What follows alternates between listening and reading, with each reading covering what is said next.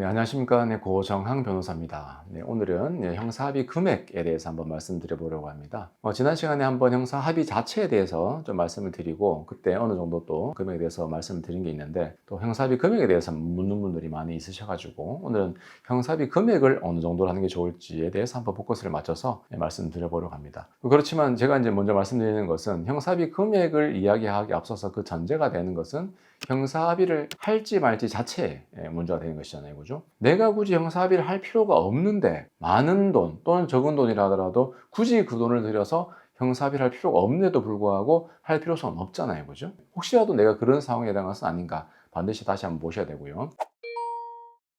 그렇다면 먼저 이제 형사합의가 필요한 사건은 어떤 사건이냐? 그것은 간단합니다. 내가 일단 단순한 음주운전으로 인해서 벌금을 받기가 매우 높은 사건, 첫 번째 음주운전, 특별한 사고가 없는 사건은 대부분 다 그냥 벌금으로 끝나기 때문에 그런 사건이 아닌 사건은 대부분 다 집행유예가 된다거나 실형이 될 수 있는 가능성이 열려있는 사건이에요. 그렇다면 그런 사건들은 일단 형사합의가 필요할 수도 있겠다. 이렇게 보면 되는 거겠죠. 그죠? 근데 만약에 여러분들이 직전 전과가 실형 전과다. 직전 전과가 동종으로 역시 집행유예 전과다. 아니면 심지어 집행유예 기간 중에 범했다. 이런 경우라면 실형이 날 가능성이 매우 높은 사건이잖아요. 그렇다면 뭐라도 제풀하려도 하는 심정으로 모든 걸 다 해야 되는데 그런 사건이라면 무조건 합의를 하시는 게 맞겠죠. 그리고 여러분들께서 이제 예를 들면 공무원이다. 집행유예를 받으면 안 되고 반드시 벌금형을 받아야만 되는 사건이다. 그러면 첫 번째 사고라 하더라도 내가 인사사고가 있으면은 벌금을 받기 위해서는 가만히 있으면 되지 않고 형사합의를 하신 것이 좋습니다. 그럼 형사합의 기준은 뭐냐? 역시 또 기준이 다릅니다. 피해를 입으신 분들은 형사합의금을 많이 받기를 원하시고요. 또 이제 가해자 입장에서는 내가 민사보험료도 다 내가 지불을 해야 되고 또 형사합의금도 온전하게 내 돈으로 지급을 해야 되기 때문에 그것이 경제적으로 너무나 많이 부담이 됩니다. 그래서 저희들이 이제 통상적으로 어느 정도 선에서 이제 가이드를 가급적으로 제안을 해드리면 경미한 사고, 전치 2, 3주 살짝 탁 부딪힌 정도 있잖아요. 목이 좀 꺾인다거나 어느 정도의 통원 치료 아니면 최소한의 이제 입원 치료 정도 필요한 그런 사건 같은 경우에는 치료가 금방 끝날 수 있는 거잖아요. 그죠? 그래서 치료 다 받으시고 그래서 이제 대물이나 대인은 민사보험으로 처리하시고 그 다음에 이제 형사적인 절차가 남아있는데 형사 합의를 조심스럽게 이제 용서를 구하면서 형사 합의를 좀 하면 안 되겠느냐라고 말씀을 드리는데 그때 통상적으로 저는 한 500만 원 정도를 좀 제안을 해드리고 또 양쪽을 조율할 때 그 정도로 많이 합니다. 한 사람입니다. 한 사람당 한 300에서 500선 정도를 좀 안내를 해드리는 편입니다. 물론 어떤 분들은 합의금을 막 1000만 원씩 부르시는 분도 이렇게 있으세요. 피해자 쪽에서. 그런 경우인데 근데 우리로서는 반드시 합의를 할 수밖에 없는 상황이야. 그러면 1000만 원을 맞춰드리는 경우도 있고 또 이제 그걸 조금 더 사전을 말씀드려서 한 700만 원 하는 경우도 있긴 있습니다. 그래서 이제 좀 차이가 많이 납니다.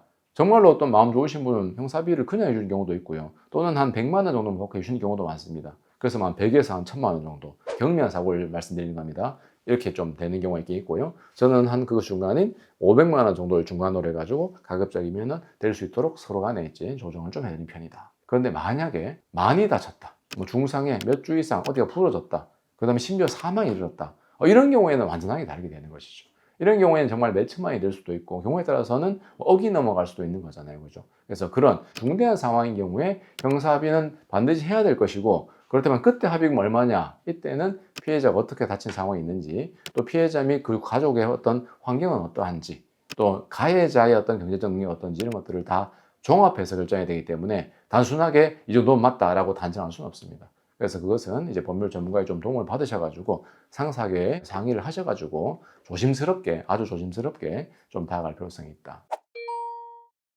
형사합의가 되지 않을 때는 지금은 형사공탁이라는 제도가 있습니다. 왜냐하면 내가 전치 2주 정도의 어떤 경미한 상호인데 잘못은 항의했지만 저쪽에서 합의금을 3천, 5천, 1억을 부른다. 그건 객관적으로 좀 많은 금액을 요구하는 건 맞거든요. 그렇다면 우리 입장에서는 형사합의를 하긴 해야 되겠다 싶으면 적정한 금액을 공탁을 하면 됩니다. 공탁이라는 것은 일방적으로 법원에다가 이제 내가 형사공탁을 하게 되는 것이고 그 공탁은 효과가 있습니다. 그렇기 때문에 형사합의가 반드시 필요한데 갭 차이가 너무 크다. 그럴 때는 형사공탁이라는 제도를 생각해 보시면 됩니다.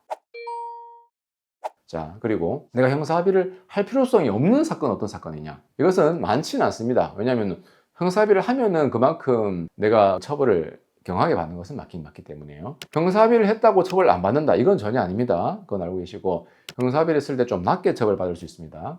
여러분들이 첫 번째 음주운전, 그리고 수치가 높지 않다, 그 다음에 굉장히 경미한 접촉사고다, 이런 경우라면 민사보험 처리를 하게 되면은 그 피해자분도 피해보험을 다 하게 되는 거잖아요. 그죠?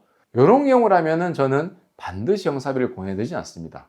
다만 피해자가 소정의 금으로 형사비를 제한했다, 그러면은 하면 되죠. 근데 경미한 사고고 치료 다 받으시고 차도 거의 뭐 기스가 나지 않고 그런 경우인데 합의금을 막 뭐 1,000만 원, 2천만 원, 3천만 원 단위로 요구했다, 그런 경우라면 저는 과감하게 잘못한 건 맞긴 맞지만 또 지나친 합의금을 드릴 수는 없기 때문에 일단은 민사적인 부분으로 해서 좀 보상을 드리겠다라고 하고, 판사님한테 이런 사정을 말씀드리고 그렇게 해서 이제 불가피하게 합의를 못했다라고 하면서 판결을 받는 것도 하나의 방법입니다. 그래서 여러분들이 무조건 잘못한 것은 맞고 피해를 해야 되는 것은 맞지만, 또 지나치게 내가 너무 과하게 내가 능력을 밖에 벗어나서 또는 상대방의 무리한 요구를 무조건 들어줄 필요가 없기 때문에 이런 것들에 대해서 고민이 되신다면은 또 이제 전문 변호사와 상의를 하셔가지고 결정을 하신 것도 필요하다고 생각합니다. 예, 오늘은 형사비 금액에 대해서 말씀드려봤습니다. 고맙습니다.